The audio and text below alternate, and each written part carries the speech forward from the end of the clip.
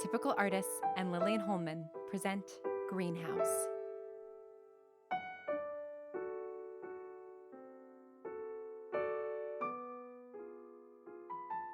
My dearest Abigail, I cannot believe it has been almost a year since I actually sat down and wrote you the first letter.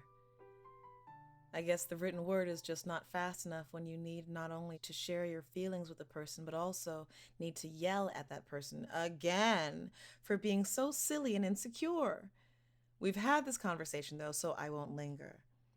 You were right to tell me to splurge on the private room. My heart rate did slow down as soon as I could stop thinking about all the eyes that probably weren't actually on me. The train has a lovely rhythm to it, and everything feels much more in control than it does when I'm in a car, or back when I used to fly. Looking out of the window feels a bit more like looking at a really good screensaver, and that calms the millennial in me. Also, I saw a field of daisies, and that reminded me of you. But then I realized you never told me what that stupid joke meant. At this point, I refuse to look it up out of principle. So you better remember to put it in your vows or something. Anyway, I'm trying to remember all the tools that Dr. Tammy gave me. I can't get over that name. I know it's been a year, but it still feels like I'm talking about a pediatrician. It doesn't help that I keep going over the presentation for the agents in my head. I even feel guilty taking this time to write to you, but when I opened up that pitch document, I swear my vision actually blurred. I did practice it at home a lot though, didn't I? You got sick of it, right? I didn't give up working on it and spent too much time watching and recapping that surprisingly good season 2 of Wuthering Glares. Still can't believe recasting Heathcliff made such a difference. Your insecurity is rubbing off on me. I liked when the only thing I was nervous about was leaving the house. That being said, Ryan says the only people I'll have to speak to are the agents themselves, and then they'll speak to everybody else.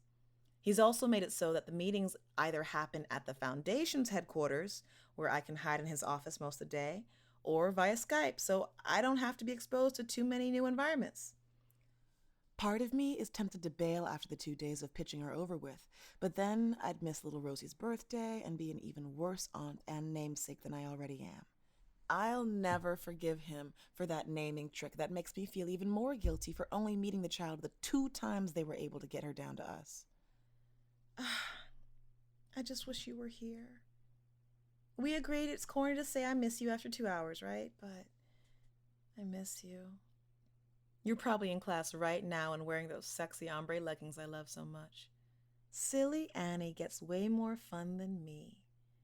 Look, I know I should be nicer since she's helping you with the unveiling of Dad's memorial and all, but if she had been better at flower arranging, maybe you could have come with me rather than staying behind to supervise like the boss that you are. As it stands, we're still stuck separated unless we want Dad to bring himself back to life just to express his quiet disappointment in me. Not that he could ever express disappointment in you. No, the only thing that makes me glad he didn't live to see us engaged was that his greater love of you than me would have become evident at all of the family gatherings. Why do you have to be so goddamn charming? Anyway, don't let anybody attractive and new into the shop while I'm gone, especially if they're French. I'll make sure they cast you with somebody sexy, and hopefully I will not keel over in the process. Dr. Tammy says every time I picture that, I should flip it and imagine me not passing out and landing the deal instead. But I think I exhausted my powers of imagination on the 5th draft. I also just realized that I'll probably FaceTime with you before you even get this letter, but I'm glad I wrote it anyway. I pictured you the whole time, and that makes me smile. I'll see you soon, my love. Stay safe and happy. Love, Rose. P.S. I'll know if you keep watching Rochester, and I'll never forgive you if you find out if there was a second woman in the attic before I get home, so don't do it. Don't do it. I love you. I love you. Greenhouse is a production of Atypical Artists. It was written, directed, and edited by Lillian Holman. Alex Marshall Brown is the voice of Rose Green. The show art was designed by Emily Chen. Greenhouse is produced by Lauren Shippen, Brigham Snow, and Lillian Holman.